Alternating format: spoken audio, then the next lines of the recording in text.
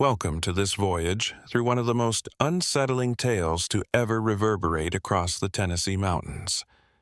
We're going to share something that will make you wonder about every shadow and wind whisper among the pine trees of the Smoky Mountains. So leave a comment wherever you are watching. This film was made entirely for amusement and is a work of fiction. Any likeness to real people, alive or deceased, is entirely coincidental. In the center of Tennessee, Knoxville has long been a city of contrasts. While modernity, with its electric streetcars and textile factories, knocked on the door at the end of the 19th century, the past refused to die in some places. There were red brick buildings interspersed with cobblestone streets. Additionally, the city's atmosphere changed entirely at night, when gas lamps created dancing shadows on the sidewalks.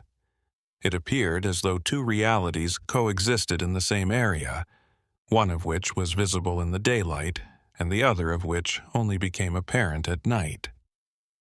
During the fall of 1899, the city was going through a cautiously prosperous phase. Strong and dark, the Tennessee River carried cargo boats that drove local trade.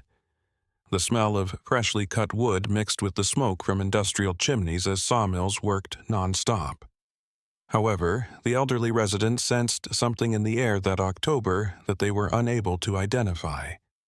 Like the quiet before a violent storm, there is an unseen tension. Elenina Ashford arrived at Mrs. Crowley's boarding home in this environment on a gray Thursday afternoon. At the age of 28, Eleanor's brown hair was always pulled back in a tight bun, and her eyes seemed to be burdened with unspoken secrets. She claimed to be from Nashville and was searching for a peaceful location to stay for a few weeks. Elenina was accepted without much question by Mrs. Crowley, a middle-aged widow who operated the boarding house on the corner of Gay Street and Union Avenue. The woman made a 3-week advance payment because money was money. What Mrs. Crowley was unaware of was that Elenina Ashford wasn't exactly who she said she was. Elenina was also unaware of the mysteries that surrounded the boarding house. Buried beneath squeaky floorboards and faded wallpaper are layers upon layers of stories. Built by a spice merchant who had made a fortune during the Civil War by selling supplies to both sides of the conflict, the house was more than 50 years old. He was discovered in the cellar with a frozen expression of terror on his face, and they claimed he had died unexpectedly one winter night. His visage. Elenina took up residence in the final room down the hallway on the second floor, which faced the rear of the property. She could see the dark line of trees that marked the start of the forest beyond the small, deserted garden where wild rose bushes grew unchecked. She hardly slept for the first few nights because she was constantly on guard and anticipating something, not because of odd sounds or unexplained presences. Her bags were still only partially filled, as though she might have to. Go whenever you want. The boarding house's other visitors were an odd bunch. Thomas Blackwell was a religious book vendor who sold illustrated Bibles and preached throughout the South. His deep voice reverberated during dinner conversations, and he had a way of looking at people as though he could see right into their souls. He was in his 40s. Then there was Margaret Sinclair, a retired piano instructor who played melancholic tunes on the out-of-tune piano in the living room and embroidered all day. Lastly, there was Dr. Edmund Price, a doctor who claimed to have traveled to Knoxville to study specific diseases affecting the local coal miners. Elenina avoided the other visitors during the first few days. For meals, she would go downstairs, eat quietly, and then hurry back to her room. However, Mrs. Crowley took notice. She observed that Eleanor always sat facing the door and with her back to the wall. She observed how her gaze flicked over each corner of the space before unwinding even a little. Above all, she observed that the young woman trembled whenever she heard heavy footsteps coming from the locked attic upstairs. The first person to attempt a conversation was Dr. Price. He discovered Eleanor staring at the far-off mountains from the small back terrace on a chilly November morning. The air was filled with the distinct autumnal scent of the Tennessee mountains, and smoke drifted languidly from the chimneys against the clear sky, blend of churned earth and damp leaves. He made a remark about the weather, saying that the winter would be severe that year.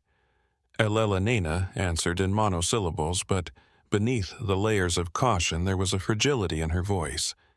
Being perceptive by nature and by profession, the doctor chose not to press the issue after noticing. He merely said that he was available if she needed anything, and then he walked away slowly, leaving her alone with her thoughts.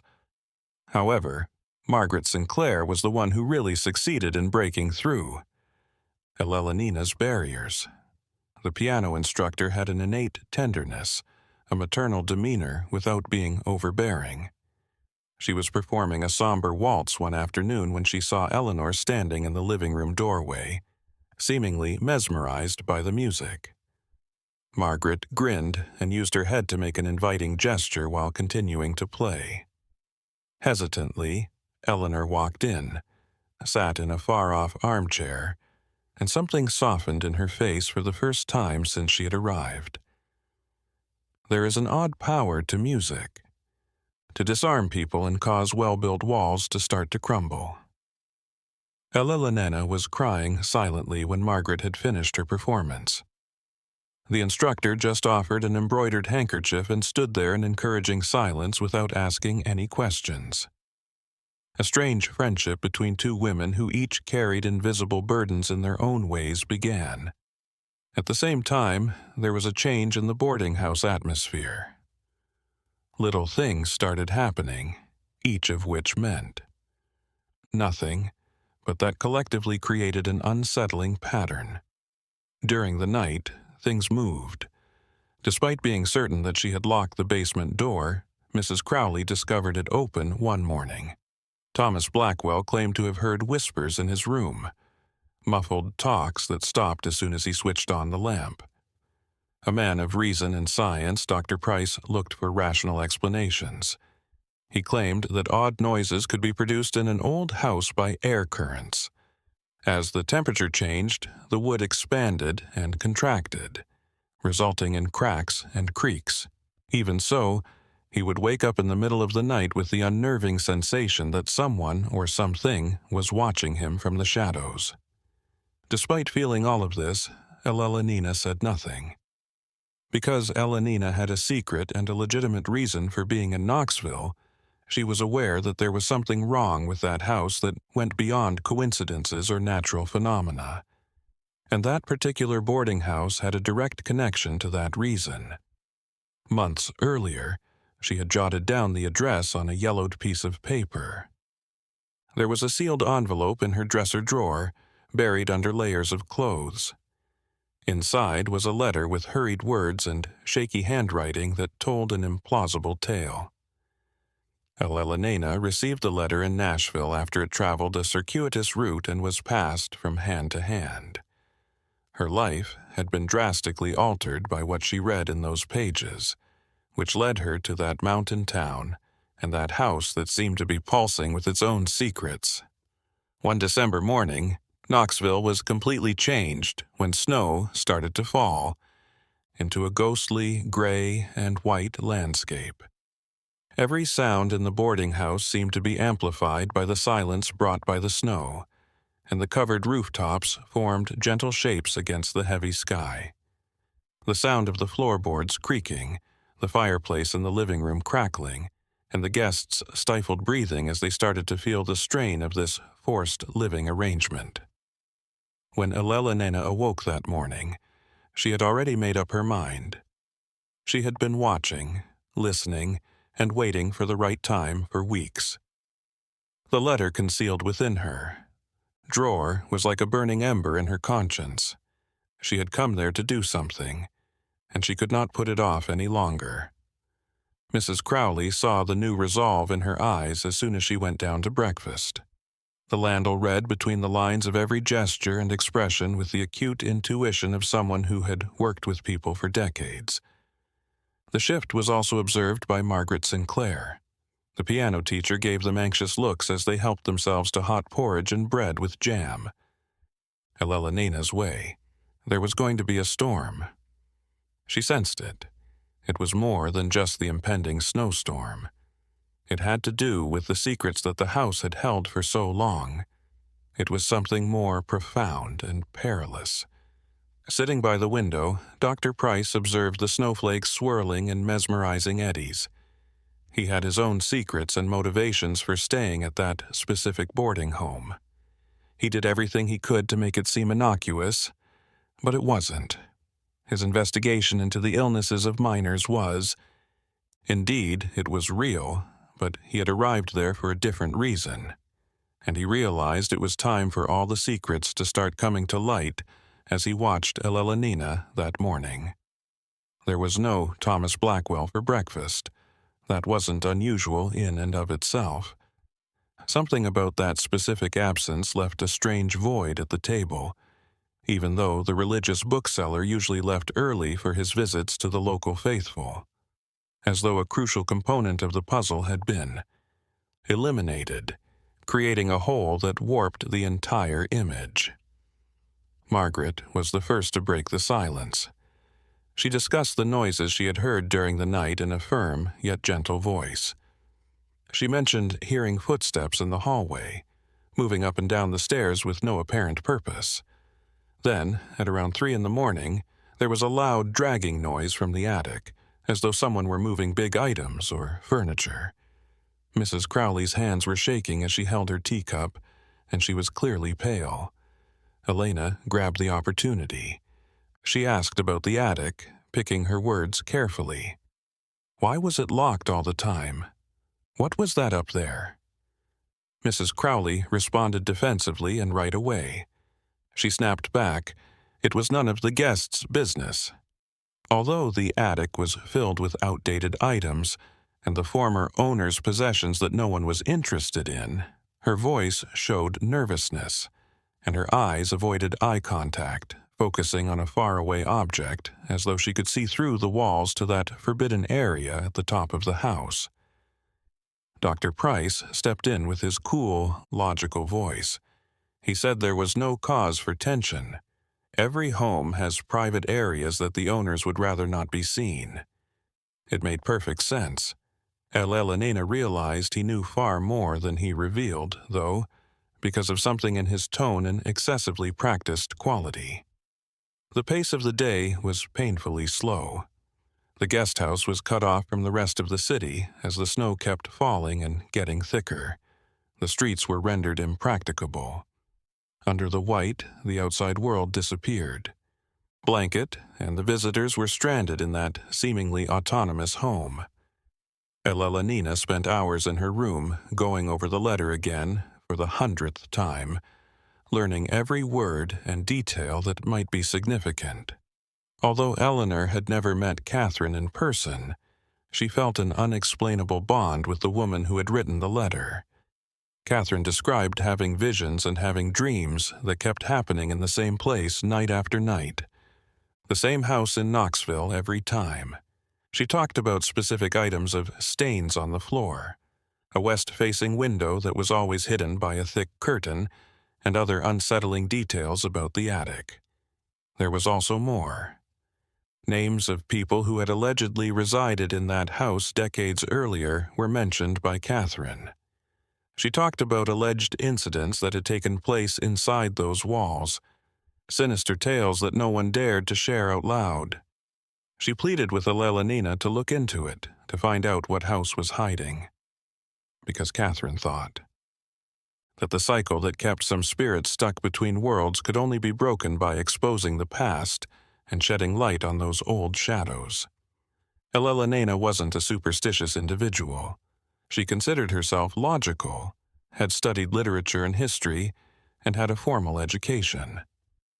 However, odd things started happening after she received the letter. Vivid dreams in which she traversed hallways she had never seen, but felt a strong sense of familiarity. Feelings of déjà vu so strong that were nearly excruciating, and I became increasingly convinced for no apparent reason that I had to visit that particular boarding house in Knoxville. A thick atmosphere descended upon the residents of the snow-covered boarding house as night fell. The living room's fireplace crackled, creating dancing shadows on the walls covered in faded wallpaper. In an effort to bring some normalcy into this increasingly bizarre situation, Margaret had prepared tea for everyone. Examining an old book on medicinal botany, Dr. Price. However, he prefers to watch the others over the edge of the leather-bound book rather than actually touch the pages. When nightfall finally arrived, Thomas Blackwell was clad in snow up to his shoulders, and his face was flushed from the intense cold. He carried with him a barely concealed sense of urgency, as if he had just learned something unsettling and was unsure of how to proceed. He declined Margaret's offer of tea and proceeded directly to his room without speaking to anyone, those in attendance. The sound of his footsteps on the stairs was heavy, as if he were carrying an unseen burden. Elena's heart began to race. Something was going on. She wasn't sure if she was ready for what was about to happen as the pieces on the board started to move. Mrs. Crowley appeared restless as well, shifting in her chair frequently, rearranging the cushions, and making nervous, repetitive motions to smooth the skirt of her dress. She continued to look away from the ceiling as though she didn't want to acknowledge that the attic was directly above. Their brains. It was Margaret who suggested they tell stories to pass the time. Old Tennessee legends, she suggested. Grandparents' stories were a means of relieving the tension that hung over everyone like a dense mist on winter evenings. Dr. Price readily consented, maybe because he saw it as a chance to see how the others responded.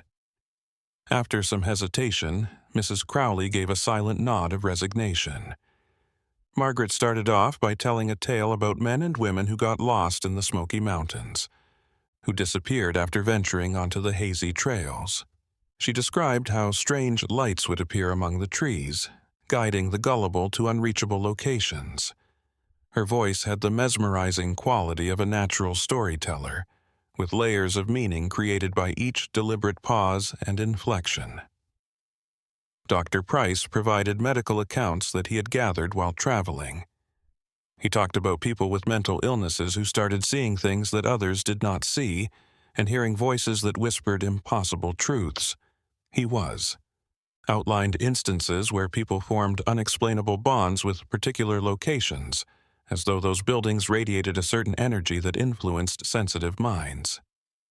A shiver went down Elena's spine. He described exactly what she had gone through in the last few months, as though he were talking to her directly. After a long period of silence, Mrs. Crowley finally spoke, but her voice was hoarse and full of suppressed emotion. She mentioned the man who had constructed that home, the spice dealer who had turned into rich in times of turbulence. She described his obsession with keeping places locked, even from his own family, and concealing items in secret compartments. In the final months of his life, he had frequently described hearing voices from the walls and seeing figures observing him from the shadows. She added, almost in a whisper. Elena recognized her chance. She inquired cautiously, almost casually, if the merchant had left any records or documents in the attic that could provide an explanation. His peculiar actions. Mrs. Crowley had a visceral reaction. In the flickering light of the fireplace, the dark liquid spread across the carpet in stains that resembled blood as she suddenly stood up and dropped the teacup she was holding. She insisted vehemently that there was nothing in the attic, nothing worthy of attention, just dusty boxes, old furniture, and worthless possessions. She then hurried out of the room, her footsteps reverberating down the corridor until they vanished in the direction of her private space, on the ground floor. Dr. Price and Margaret looked at each other thoughtfully. The ensuing quiet was dense and weighed down by things that were not said. Margaret broke the tension by quietly remarking that everyone should go to bed since it was late. However, there was a hint that something significant was about to occur in her words. With shaking legs, Elelena ascended to her room. She listened to the sounds of the house getting ready for the night while perched on the bed's edge. Outside, the snow piled up irregularly against the windows as the wind howled. Then came the familiar but still eerie sound of something heavy being moved slowly and deliberately across the attic floor from above. She held out. She waited until the only sounds in the empty rooms were the wind and the creaking of old wood. Then, with her heart racing, Elelena grabbed the lamp and stepped out into the dim hallway.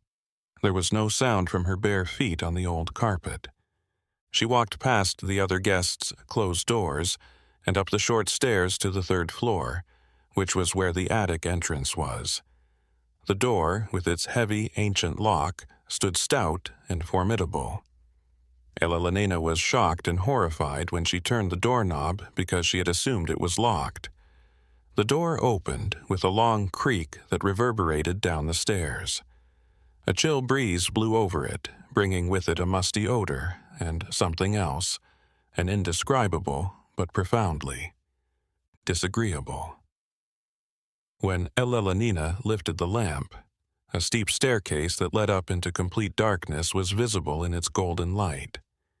Every wooden step appeared to both invite and caution her at the same time, as though the house's structure itself was divided between disclosing its secrets and keeping them hidden forever.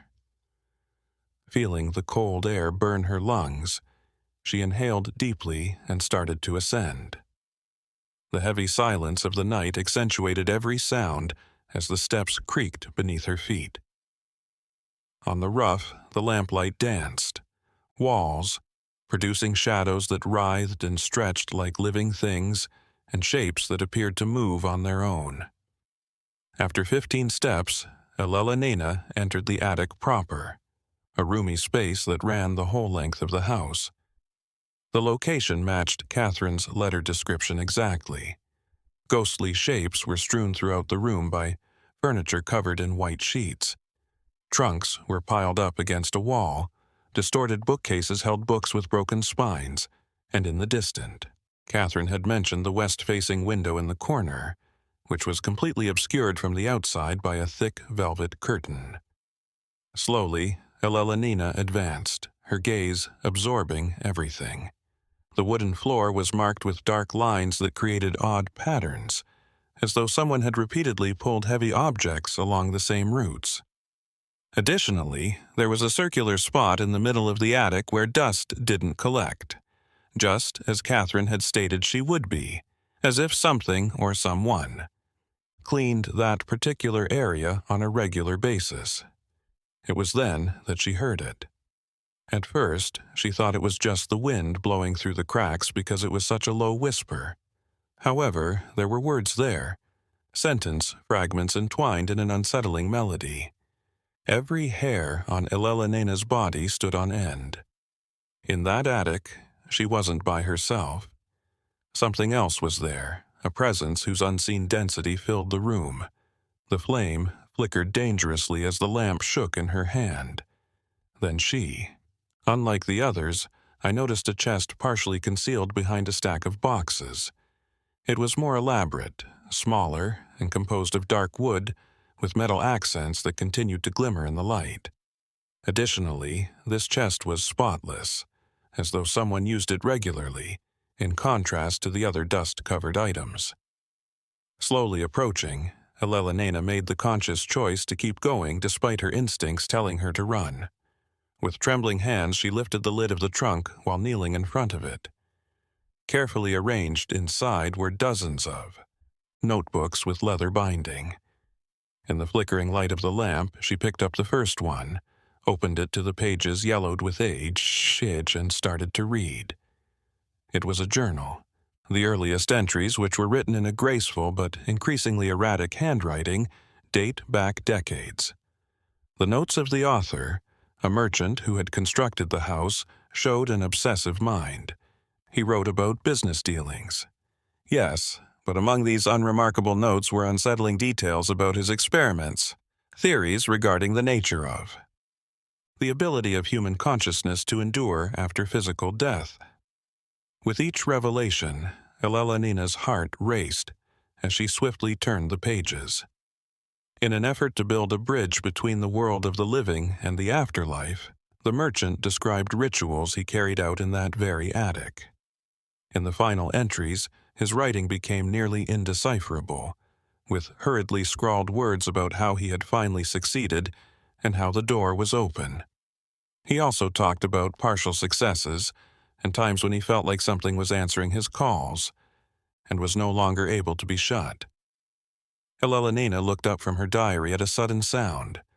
On the stairs, footsteps. Someone is rapidly ascending. Before she could conceal her actions, a figure appeared out of the shadows. It was Dr. Price, with a lamp in his hand as well as a worried, urgent expression on his face. Finding her there didn't seem to surprise him. Indeed, there was a look of inevitable certainty in his eyes, as though he knew that time would come. He went over and looked at the notebook, dispersed throughout Elelonina, and let out a long sigh. Then he started talking in a firm but low voice. Dr. Price disclosed that he had particular reasons for being there as well. He was more than a physician studying the ailments of children. He was an expert on unexplained phenomena and situations in which the human mind appeared to go beyond its typical bounds.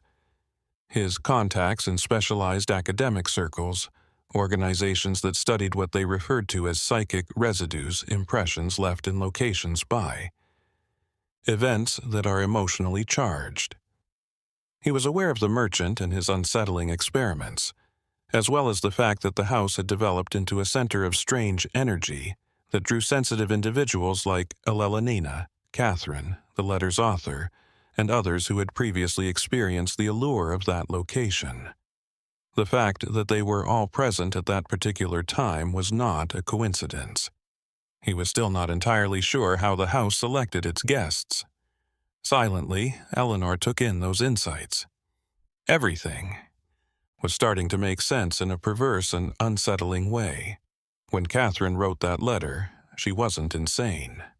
The dreams, the visions, the need to visit Knoxville.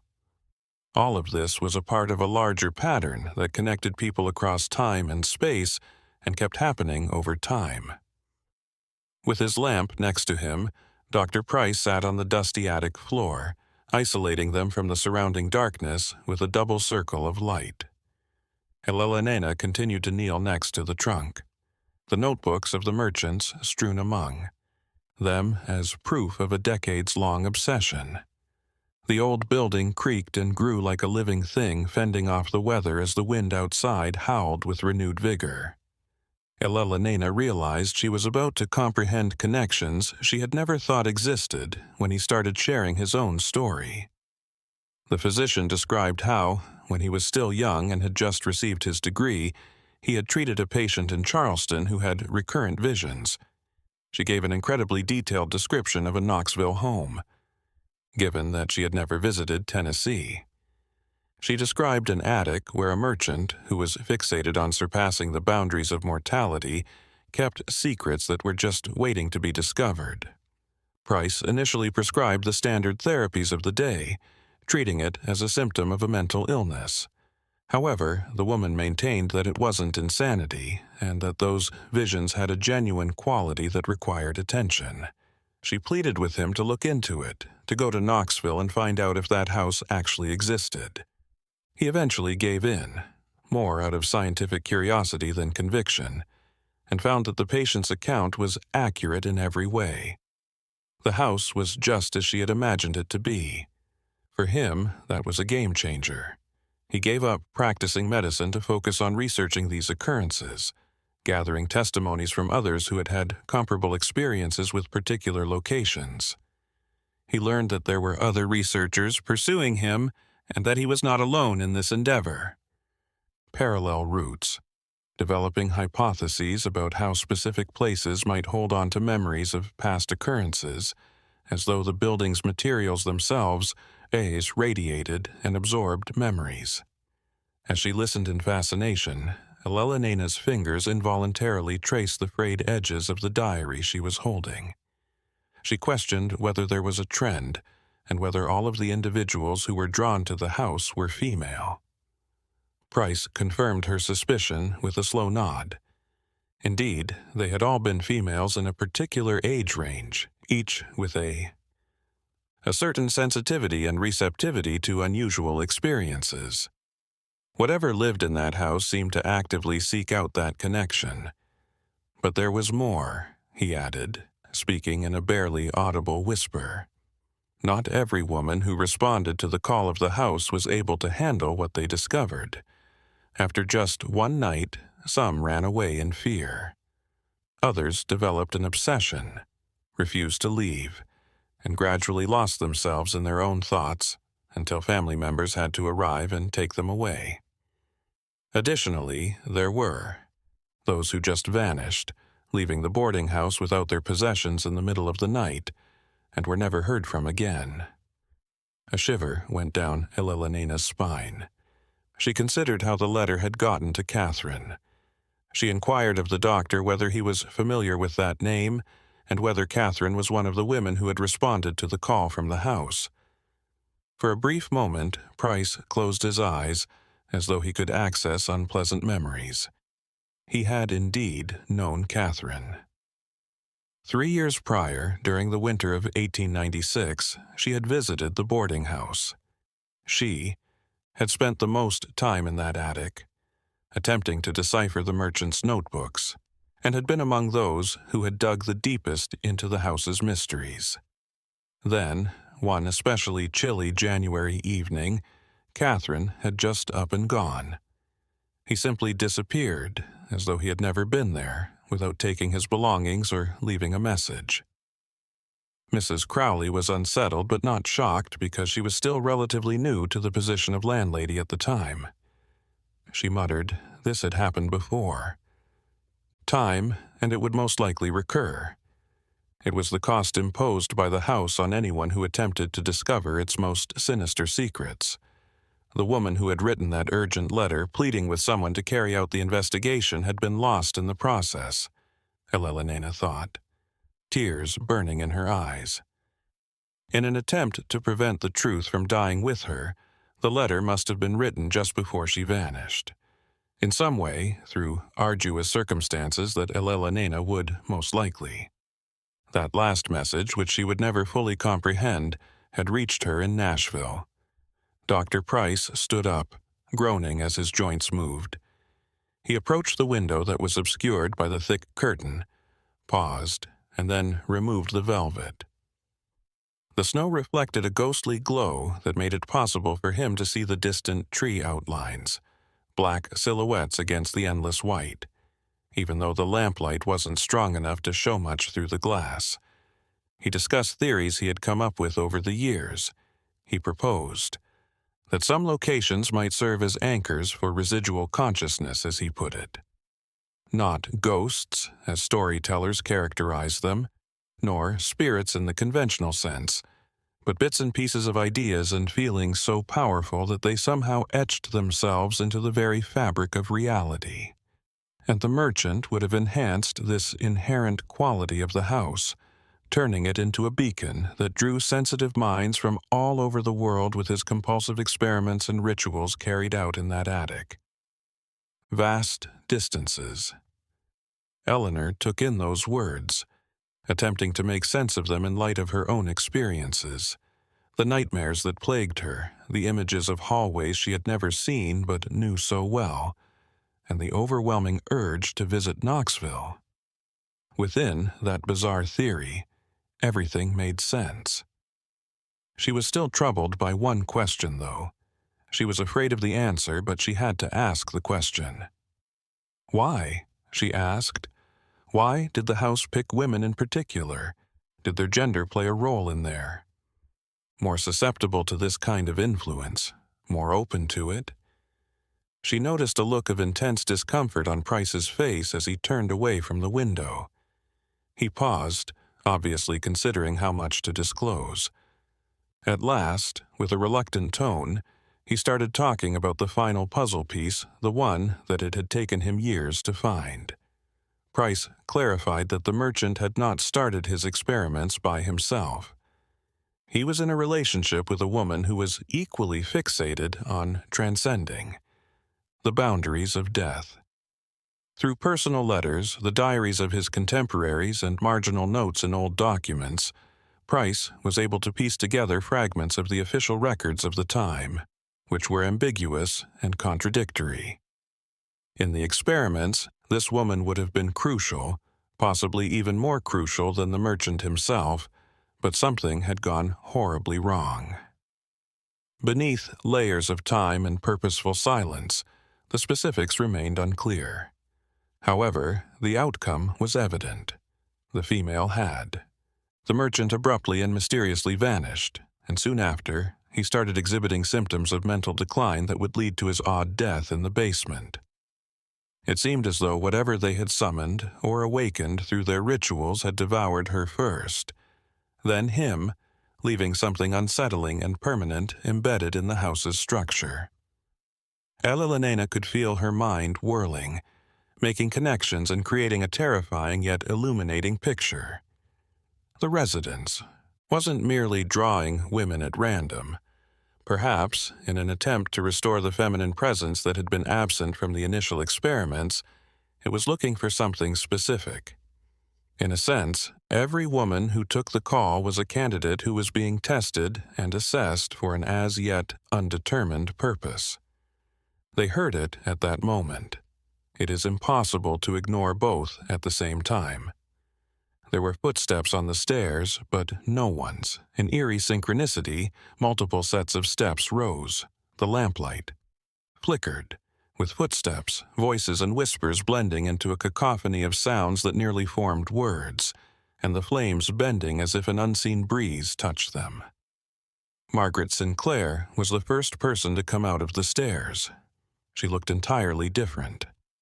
Always so meticulously styled, her gray hair hung loosely in a wild tangle over her shoulders. Her eyes had a glassy appearance, as though she could see something far beyond Elena and Dr. Price. She had a light. Candle. She didn't appear to notice the heat as the wax trickled between her fingers. She was always moving her lips, whispering something in a language that neither of them could understand. Thomas Blackwell, the religious bookseller, followed closely behind her. He had a candle in his hand as well, and the same absent, faraway look was on his face.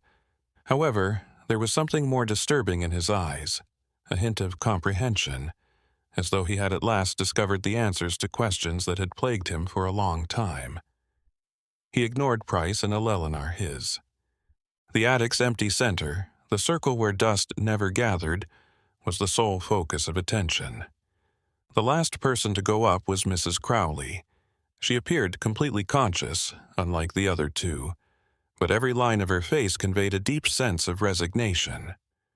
Silent tears trickled down her wrinkled cheeks, and her hands shuddered as she held her own candle. She made a silent request for understanding, forgiveness, and more when she finally lifted her eyes to meet Elena's gaze. Maybe it was a warning, or a lament for what was bound to happen. Despite the obvious tension, Dr. Price spoke up in a firm voice.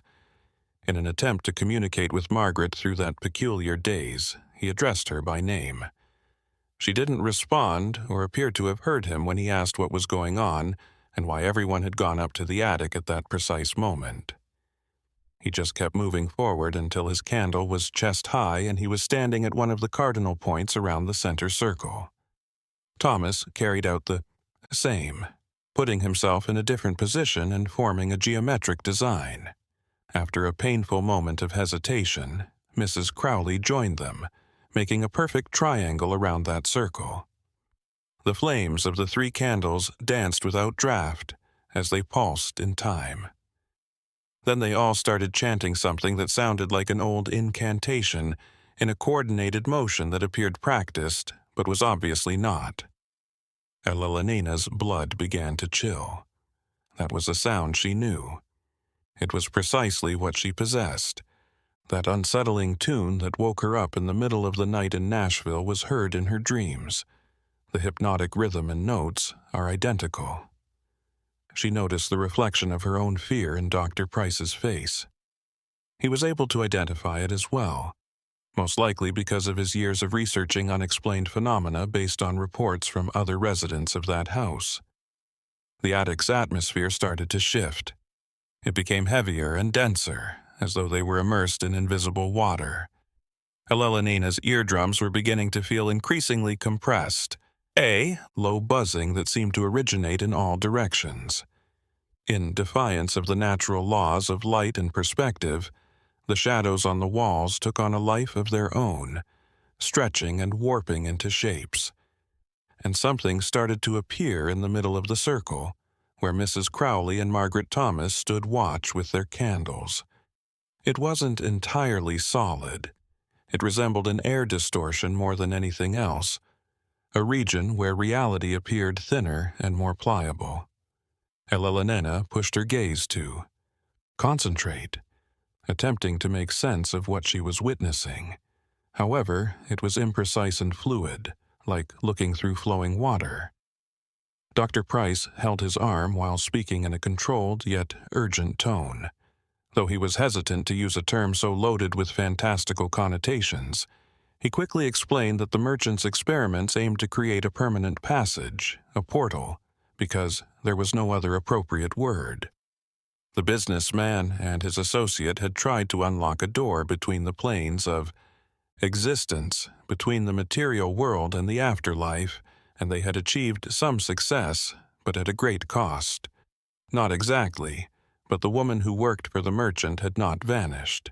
Her consciousness was disjointed and dispersed throughout the house's structure as she remained imprisoned in that in-between space, neither here nor there. She cried out to generation after generation, seeking someone who could finish what she had started, someone who could at last set her free, or maybe take her place in that never-ending limbo. Elelenina could feel her heart thumping in her chest. She glanced at the three guests who were still chanting incessantly, their faces expressionless but somehow determined. With increasing horror, she recognized that they were instruments. Elelenina realized with abrupt and devastating clarity that she was the focal point of the ritual in which the house had selected them to play particular roles, using them to recreate the conditions the merchant had established decades ago. She was the one that the house's presence really desired. Gradually, the distortion at the circle's center expanded, pulsed, and became more defined. Elelenina briefly believed she saw a face emerging from that unreal mist, delicate, feminine features that have been warped by time or pain. She had no way of knowing, eyes that threatened and begged at the same time. Silent words formed by moving lips that Eleanor somehow understood without hearing. "Stay," those spectral lips said, stated. Dr. Price yanked Elelenina back from the circle, saying, "Stay and finish what was started. Stay and bring balance to the imbalance. Stay and allow the cycle to finally close." His voice changed, scientific control giving way to genuine fear, and he yelled that they had to leave right away before it was too late. But Elelenina discovered that her legs were not responding to her brain's commands. It was as if the very wood beneath her feet was holding her to the attic floor. Margaret Sinclair started talking, but it wasn't her voice. Rather, it was something older and deeper. Using her vocal cords as a tool, she talked about decades of loneliness, fragmented consciousness between worlds, the unbearable agony of existing without form and purpose, trapped in an eternity of near existence. How she had waited so long, called so many times, tried so many candidates who had failed or fled, and then Margaret turned to face Eleanor, and in those glassy eyes there. The voice went on to explain that Elelenina was different from the others, that she had the strength, the sensitivity, and the disposition that were needed to restore balance and break the prison through Eleanor, but that there was a cost. To free the trapped consciousness, another had to take its place. The door between worlds couldn't just be closed, it was permanent now, an inherent part of the Dr. Price held onto Eleanor's arm and spoke quickly, desperately, trying to break through the fog that seemed to be descending upon Eleanor's mind. He said that it was a lie, a trap, that accepting it would mean losing herself forever, and that Catherine had likely faced the same choice and had done the only sensible thing. Someone needed to maintain the house's structure, watch over it, serve as an anchor between the planes of existence. That was the role Eleanor was being invited, or perhaps forced to accept. Run while she could. That Eleanor needed to fight the influence, needed to remember who she was, needed to remember her life outside that cursed house. However, Eleanor felt conflicted. A part of her, the part of her that was still logical, agreed with Price and yelled for her to run. But another part of her, which was getting stronger, whispered that it made sense, that she had always known deep down that her path would lead her to this point, that the dreams, the visions, Catherine's letter, everything had been preparation for that. Dr. Price placed himself between Eleanor and the circle, his arms extended as if he could physically block the invisible force pulling her down, and his words flowed in a desperate torrent, final decision. The distortion at the center of the circle grew more distinct, almost tangible, and with it came an irresistible attraction, like emotional gravity pulling Eleanor forward. Her feet started to move against her will, small but inexorable steps toward that vortex of distorted reality. He spoke of Nashville, of the life she had left behind, of the people who were undoubtedly waiting for her, who would miss her if she simply disappeared like so many others before her. Eleanor hardly heard him, her mind being flooded with memories that weren't her own, and she saw the attic as it had been decades ago, empty except for a central table surrounded by candles. Each sentence was an attempt to ground Eleanor to reality, to remind her of who she was before that house consumed her identity. Arranged in elaborate patterns. She saw the merchant, a tall man with a thick beard and feverish eyes, his hands moving in ritual gestures as he chanted words in a language that sounded both ancient and strange. And she saw the young, attractive woman standing next to him, her lips forming the same forbidden words, her dark hair falling in curls over her shoulders. Eleanor could feel the woman's emotion as if it were her own, the thrill of discovery, the absolute certainty that they were. They had spent years studying ancient texts, comparing customs from various cultures and distilling the essence of rituals that spanned continents and millennia. But something had gone wrong at the culminating moment, when reality began to bend and distort between them. Eleanor experienced that moment through There was no physical pain, as Eleanor could clearly sense in her memories, but there was something worse, a slow dissolution of identity, a fragmentation of consciousness into thousands of pieces. The ritual had worked, yes, but in a way neither of them had expected. The door had opened not only as a passage, but as an abyss that demanded filling, and the woman, positioned at a specific point in the circle, had been pulled into that intermediate space before she could react. Eleanor saw through the eyes of the shattered woman how he spent entire days in the house, slowly going insane.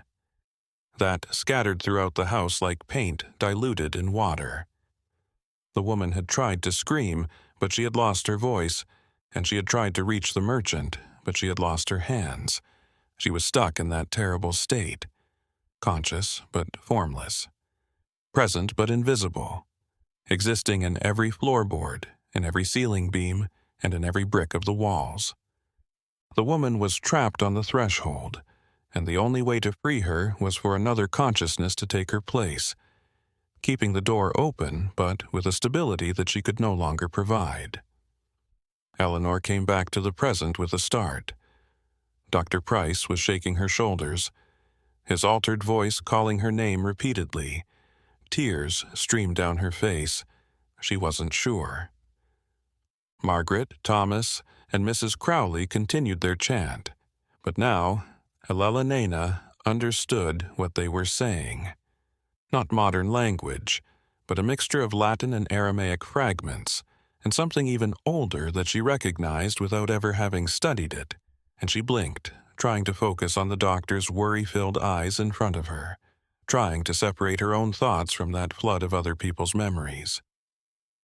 The distortion at the center of the circle now pulsed with its own luminescence, a glow that came from no visible source but seemed to emanate from the very distorted texture of the air. In that impossible light, Elelonena finally saw the woman's face, which was both beautiful and terrifying at the same time, perfectly preserved but with an ethereal quality, as if made of luminous mist instead of flesh, and this time, Elelonena heard the words directly in her mind rather than through her ears, as the apparition's lips moved once more. The voice was gentle, but it carried the weight of decades of loneliness and despair, and she begged not with words of command but with sincere supplication that she no longer wanted to live in such a state. Fragmented and dispersed, aware of every moment that passed but unable to engage with the outside world.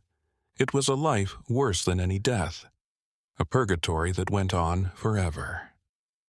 When Dr. Price spoke, Elelonena felt a surge of genuine compassion. That woman was neither a monster nor a demon.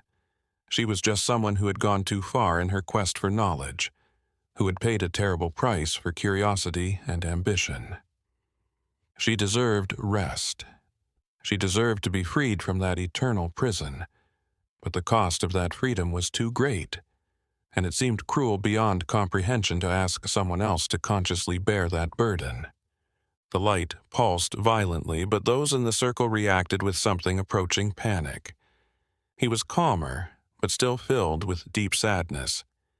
He said that he understood the suffering of that trapped consciousness, that he wished he could help, but that he couldn't allow Elelonena to sacrifice herself, when there were probably other ways to resolve the situation. He suggested that they study more, that they return with adequate knowledge, that they find a way to close the door permanently without the need for a conscious anchor. The attic's air became so dense that it was nearly impossible to breathe, and through that agitation, the inner voice screamed that there was no time, that there was no other way, that this moment was special and needed to be seized. Every opening ritual drained more energy from the house's structure, making everything more unstable. If it wasn't resolved now, the house itself would soon begin to disintegrate, taking everyone inside with it. Helena looked around the attic, seeing with new clarity the signs the very air had a sickly quality, as if reality in that space was literally disintegrating. Presence wasn't lying. The situation was critical and getting worse by the minute. Margaret Sinclair staggered, almost dropping her candle, her face pale, sweat trickling down her forehead despite the intense cold. Thomas also displayed signs of extreme exhaustion, his floorboards appearing more fragile than before, cracks in the walls that she hadn't noticed when she went up, and floorboards that seemed to be rotting from the inside out. His eyes were rolling back, but his lips were still forming the ritual words. Mrs. Crowley was now crying freely, tears streaming down her cheeks. But she carried on with her role in the ritual with a determination born of despair. Eleanor realized that it wasn't just about her. If she refused or fled, as Catherine had done, the situation would worsen. Other women would be called. Other innocents would be dragged into that horrible cycle, and the house would continue. She thought of Catherine, how she must have faced a similar dilemma, how she must have had to flee, and Elelonena didn't blame her for it, because it was a perfectly reasonable decision, the instinct for survival overriding any sense of duty or responsibility. And perhaps there was a better way. Maybe Dr. Price was right about seeking more knowledge, but how many people would suffer in the meantime? How many lives would be ruined or lost?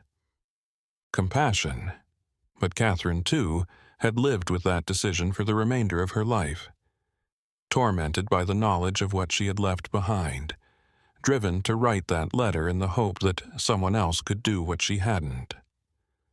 Dr. Price took Elena's hands and forced her to look directly at him. Her eyes were red, either from tiredness or repressed emotion. He said that he would respect whatever decision she made, but he begged her to think carefully, not to let herself be carried. Elena held his hands tightly, feeling the solidity, the tangible reality of another human being concerned about her well-being. It anchored her, bringing momentary clarity through the fog of emotions and memories of others. She took a deep breath, then another, and he assured her that if she decided to leave, he would stay. He would continue studying. He would find another way. She didn't have to bear that impossible burden.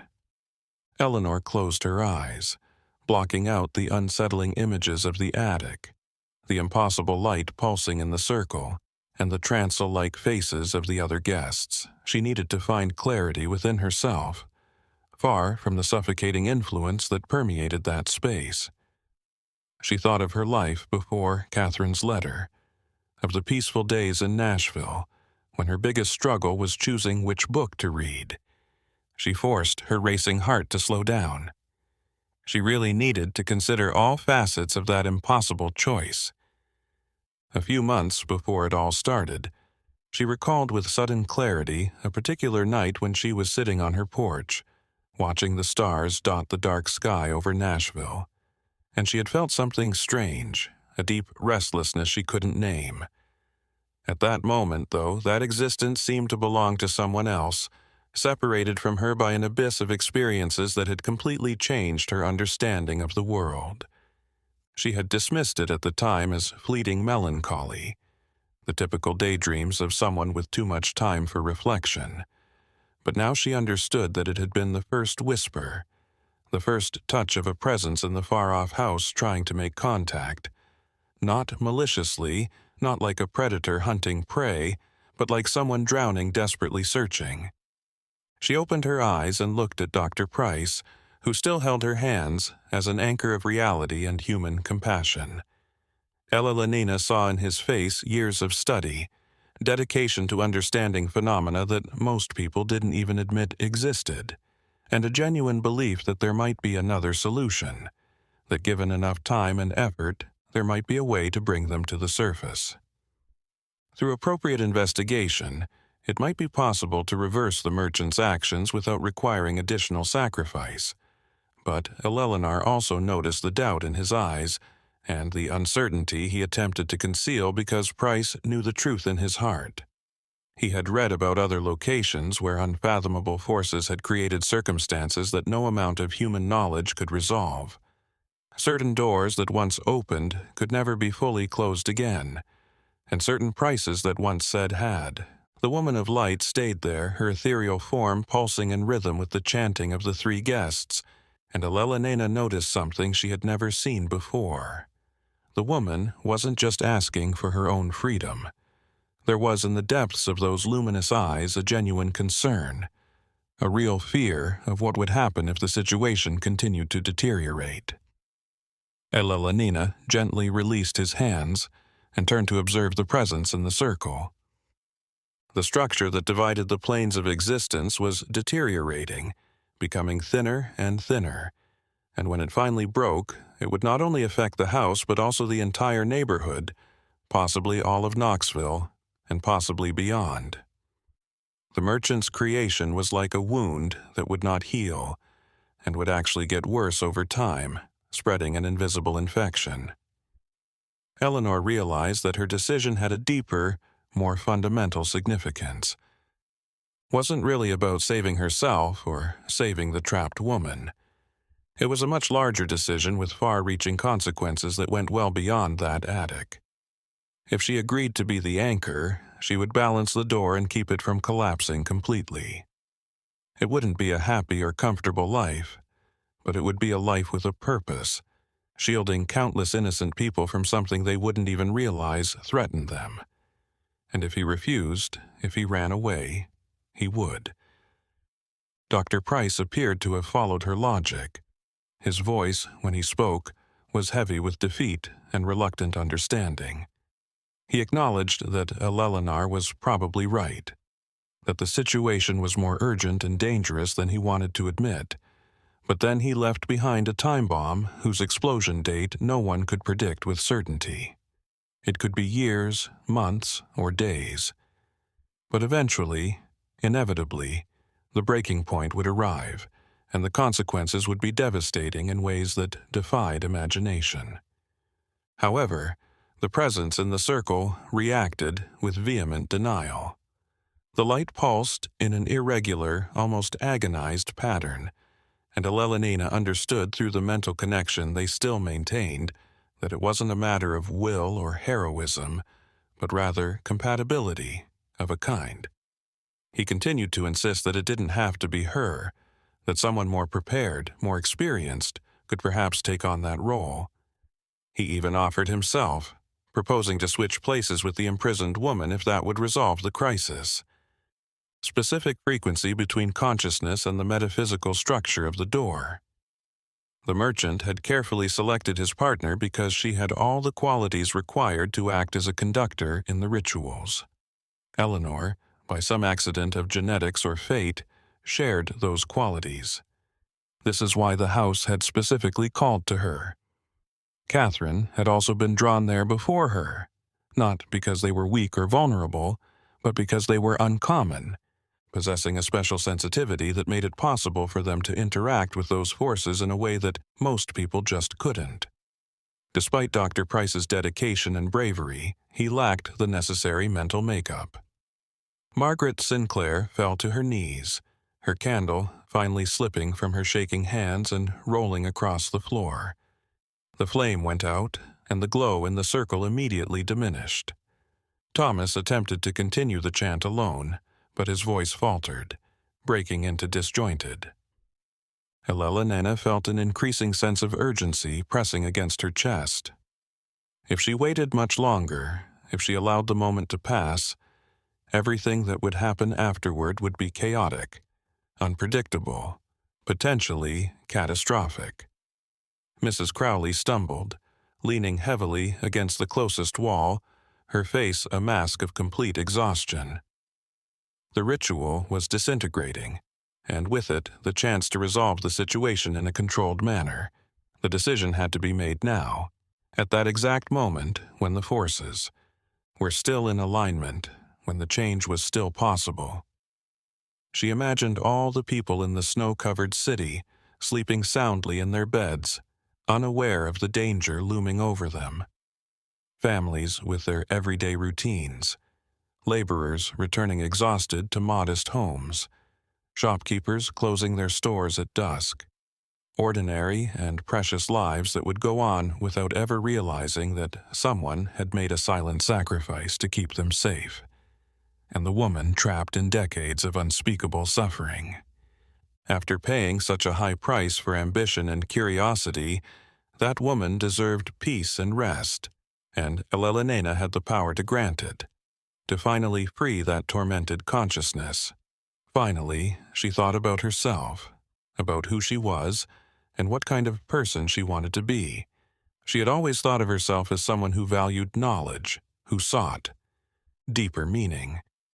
Eleanor realized that there was dignity in it, a purpose that went beyond the trivial issues of daily life, and, oddly, a sense of completion, as if her entire life had been a journey leading precisely to that. It was a chance to make a real and lasting difference, not in the way she had imagined when she was young, not through visible and celebrated achievements, but through silent sacrifice that very few would even know had happened. He started to protest, to argue again, but she silenced him with a gentle gesture. There was no more time for discussions, for doubts. The decision had been made, and it had to be carried out before the window of opportunity closed completely. Eleanor took a deep breath and let go of Dr. Price's hands. She looked at him with clear, determined eyes, seeing the precise moment he understood his decision. The air around Elena changed texture as she approached the luminous circle, becoming denser but also lighter, as if she were passing through invisible layers of reality. Dr. Price stayed where he was, his hands hanging by his sides in a posture of silent defeat. He knew that trying to physically stop her would be futile, that this decision transcended any logical argument or emotional appeal he could make, and that all he could do was witness, honor that choice with his presence. The presence in the circle pulsed with renewed intensity as Elena crossed the threshold, the light enveloping her completely, and for a moment she could see nothing but that impossible glow. Crowley watched with expressions that mixed exhaustion and something almost like relief. They had performed their role without really understanding it, instruments of forces they could hardly perceive. She felt something connecting with her consciousness, not invasive or painful, but gentle, almost like an embrace. Elena's mind was filled with images of the woman reaching her through the barriers separating their lives. She saw the woman's life prior to the experiments, ordinary days full of simple dreams and hopes, the moment she met the merchant, the spark of mutual recognition between two people obsessed with the same impossible questions. The years of study, the nights spent poring over ancient texts, the growing excitement as they approached their ultimate goal, and more. It hadn't been planned. It hadn't been a voluntary sacrifice like Eleanor's. It had been an accident born of incomplete knowledge and ambition that surpassed caution. But the result remained the same, a consciousness trapped in an eternal limbo, fragmented but conscious, suffering but unable to cease that suffering. Elena witnessed the moment of transformation, that terrible and wonderful instant when the door opened and she was pulled through it. The transition occurred gradually, and Elena felt her own consciousness beginning to expand, to dilute, spreading throughout the structure of the house in a way that initially frightened her, but then became almost natural. She was not a villain, she had never been. She was just someone who had sought answers to fundamental questions, and paid an unimaginable price for that curiosity. And now, finally, after decades of torment, there would be liberation. The exchange went smoothly, two consciousnesses passing through each other like dancers exchanging positions in a careful choreography. She felt the other woman's presence concentrating, solidifying, moving in the opposite direction, and at the same time, what had been fragmented was coming together again, recomposing itself into a cohesive form, like she was merging with the very essence of the place, becoming an integral part of its physical and metaphysical architecture. He saw Eleanor losing physical substance, her form becoming translucent and ethereal, and at the same time, another figure began to solidify in the space she had occupied moments earlier. The woman who had been imprisoned for so long was slowly materializing, regaining physical form after decades of fragmented existence. Elena felt one last breath of cold air, one last sensation of her heart beating in her body, and one last moment of complete connection with her body.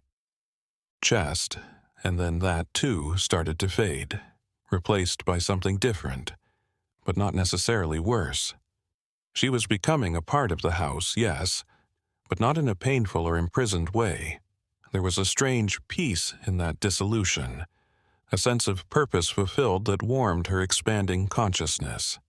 The light in the circle pulsed one last time with blinding intensity, then started to gradually diminish. When it finally faded completely, two figures remained. The liberated woman now completely, solid and physical, kneeling in the middle of the circle with an expression of amazement and thankfulness. The other was a subtle but noticeable presence.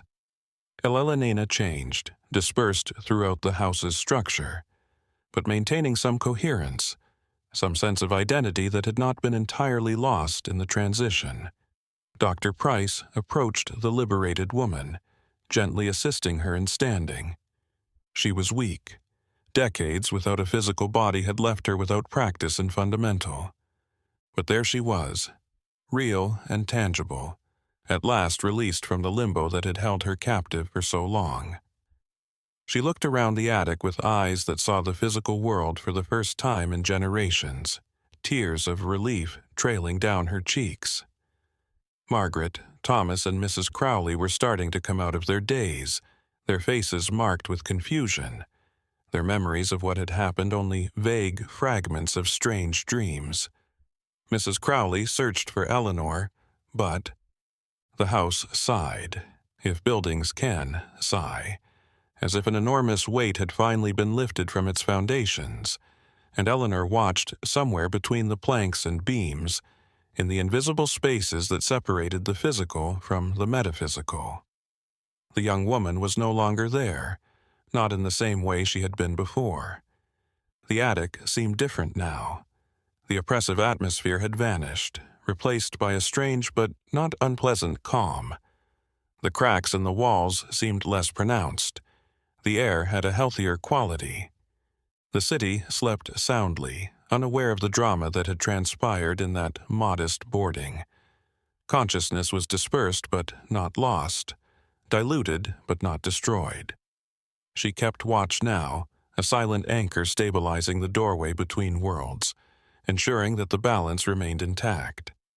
It was not an existence she would choose under normal circumstances, but there was dignity in it, a purpose that transcended personal considerations.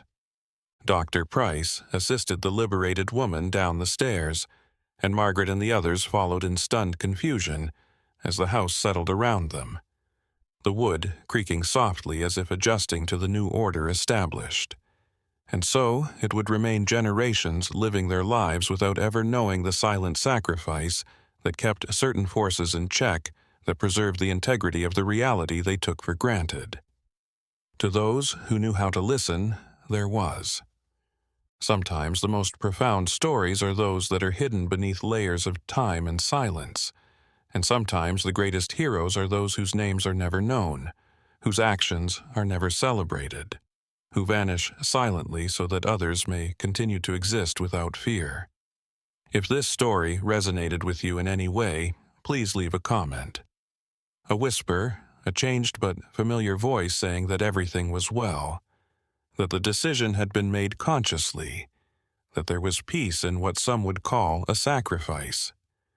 Until the next voyage through the shadows of the unknown, leave a comment with your thoughts and subscribe to the channel if you want to follow more stories that examine the limits between the known and the inexplicable.